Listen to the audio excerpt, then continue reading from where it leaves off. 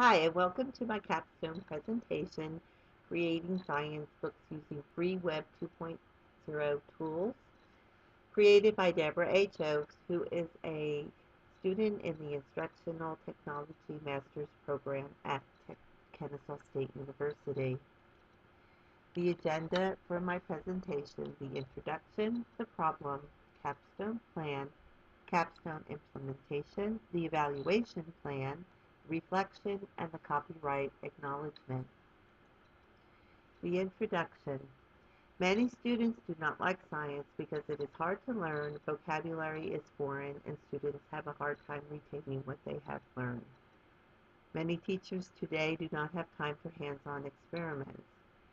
Because students today are digital natives, they have grown up using technology, so why not use technology with them? Because wonderful things can happen with student learning. The capstone problem. After a review of the school improvement plan, the SIP, with the principal and assistant principal, an area that they wanted to focus on was science. Here you can see a graph of the 3rd, 4th, and 5th CRCT science scores, and you can see the different scores. Here is the capstone plan. A website was created for teachers and students where they could go to use different Web 2.0 tools to create projects. The choice of tools were ZooBurst, VoiceThread, or Animoto, and ZooBurst was the tool chosen by administrators to focus on. I created this website called scienceiselementary.weebly.com, and there are how-to tutorials, handouts, video clips, 4th and 5th grade instructions, objectives, and literally what to do and examples of culminating projects. There are rubrics, resources, a blog, a student poll, and a teacher survey. Here is a screenshot of Science is Elementary, and if you click on the link here, you can go to the live site and basically look and see the different things that are created. Here is an example of going to Mr. Stevenson's class. Here is what his objectives were: animal and plant and the materials, the procedure, and what is included, and a book demo for them. The description of the capstone was that I sent an email to all the teachers and staff about with a Glockster, telling them all about ZooBurst. I asked people to would they be interested in helping me with my capstone, and 3 teachers responded, 2 from 4th grade and 1 from 5th grade. There is a link to the real life Glockster down here. I met with these teachers to show them how to use ZooBurst. Here is a description of the capstone 5th grade. Students created ZooBurst books to share with upcoming 5th grade students. These books were created for CRCT practice. We used the classroom computers and mobile lab in the classroom. We did not have to use an outside computer lab, and rubric was used for evaluation. Here is a link to the Georgia Land and Water Region ZooBurst book that you can look at. And over here is what the assignment was and what they had to do for research. This is the description of a capstone 5th grade video clip. Here's a short little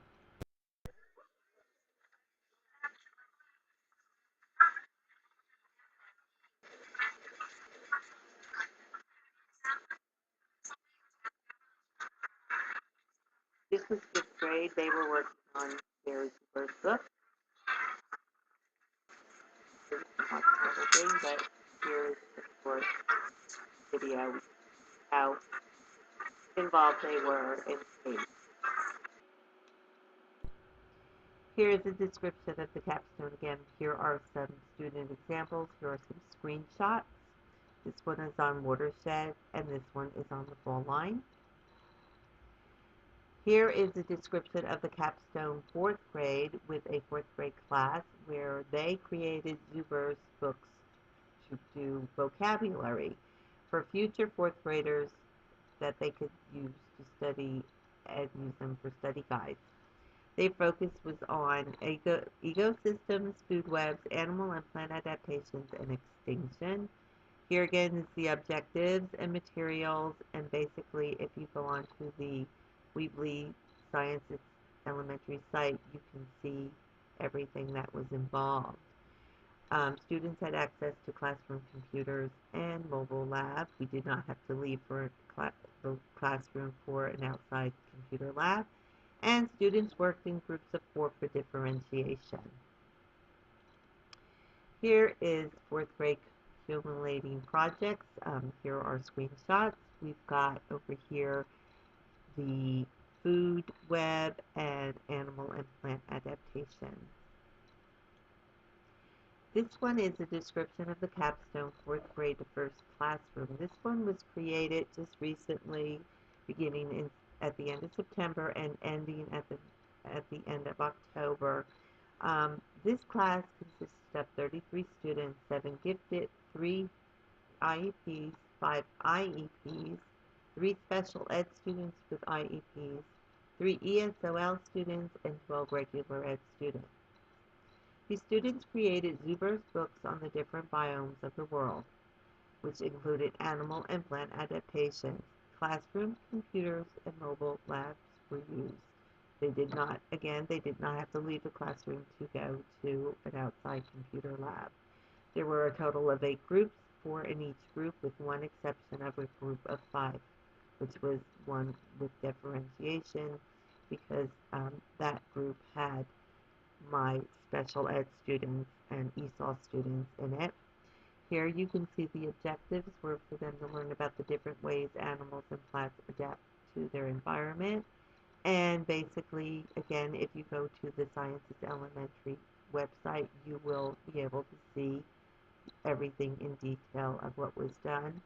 Down here, animal and plant adaptations for differentiation. I went to cast.org and used Book Builder to create a book where they could literally go on and have everything read to them. They can listen to vocabulary and click onto video links for their research.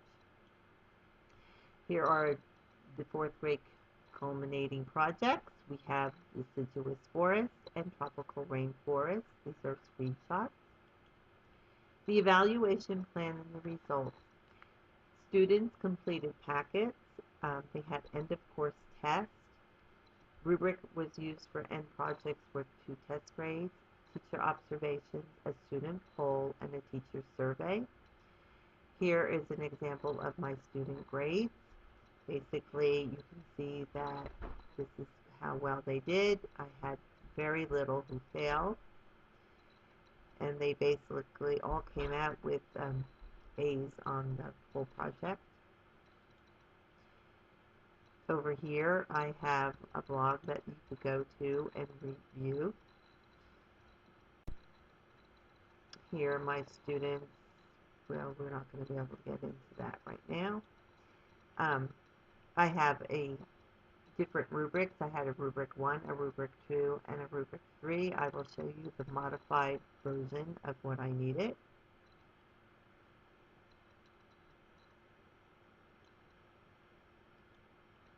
And here is a screen shot of the teacher survey, Zubers, and of the student poll. 60% loved it and 40% liked it, and nobody else gave me anything negative. As I reflect on this project, the Capstone experience was very rewarding and showed how much students can accomplish with the help of technology and a supportive teacher. Students collaborated, they became their own learners and facilitators, and used higher level thinking skills, and they learned a new technology program. They learned that they needed to communicate with one another and work out issues when in disagreement.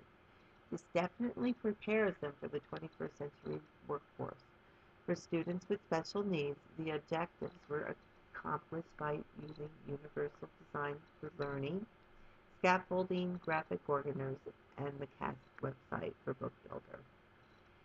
There were a couple of issues with the capstone, the first being the time of implementation. The fifth and fourth grade classes that have participated in this project started in May, whereas it should have started in March. And because of CRC testing and other factors, implementations could not be done in March. So starting in May was not achievable as anticipated. The second issue was students' interest level. With May being the last month of school, students' interest level was not there. Students were more focused on fifth grade graduation and the end of school that was fast approaching. Even though they were given a rubric on what was expected from them, you definitely see the difference in the end projects. Some students' work was above elementary, while others was not. The fourth grade class that started in September showed the best attitude and work ethics. They were focused and excited about doing the project. Even though the project was done to expectations, there were still some issues. First, fourth grade students are just learning how to do research and needed a lot of modeling on how to do it. They needed a lot of support and help looking for information. I did a lot of conferencing with these groups, and they also had a hard time following the rubric. So I had to how to create how-to videos. I had a PowerPoint with instructions.